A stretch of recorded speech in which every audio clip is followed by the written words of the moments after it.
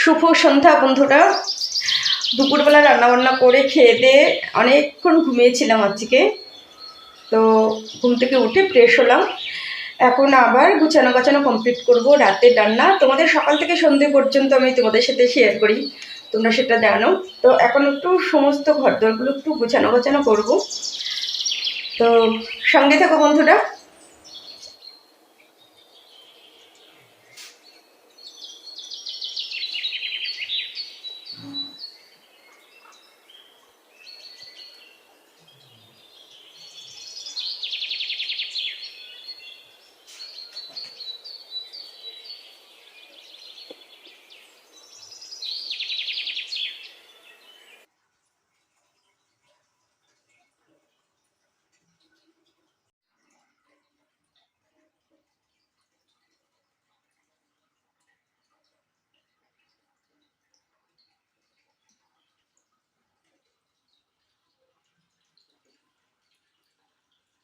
তো বন্ধুরা, সব ঘরগুলো ঝাড় দিলাম, গুছালাম, পরিষ্কার করলাম, তারপরে তোমাদের সাথে আবার গল্প করার জন্য এলাম।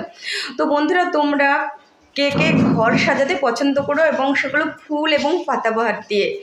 আমি ফুল, পাতাবাহার, তারপরে হাতের তৈরি জিনিস, এগুলো দিয়ে আমি ঘর সাজাতে খুব ভালোবাসি।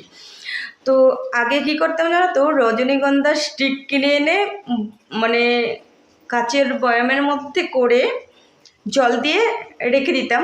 এক সপ্তাহ প্রায় থাকতো রজনীগন্ধার স্টিকগুলো, আর সারা ঘর খুব সুন্দর একটা গন্ধে ভরে থাকতো। এখন আর সেগুলো করা হয় না।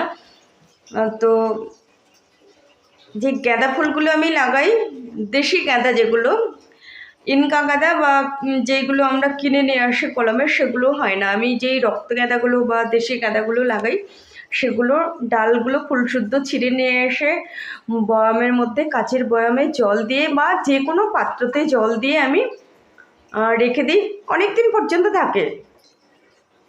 তো আমার ভীষণ ভালো লাগে। আজকে তোমাদের সাথে কিছুটা শেয়ার করলাম। সব ঘরে ঘরে আমি 2-4টে করে করে রেখে দিয়েছি। আজকে তোমাদের সাথে কিছুটা শেয়ার করলাম। তো তোমাদের কেমন লাগে বন্ধুরা ফুল দিয়ে, পাতাবাহার দিয়ে, হাতের কাজ দিয়ে ঘর সাজাতে? আমাকে কমেন্টস করে জানিও। তো বন্ধুরা, আজকের ভিডিওটা আমি এখানে শেষ করে দিলাম। তোমরা সবাই অনেক অনেক ভালো থেকো, সুস্থ থেকো। দেখা হবে নেক্সট ভিডিওতে। Tata, good night.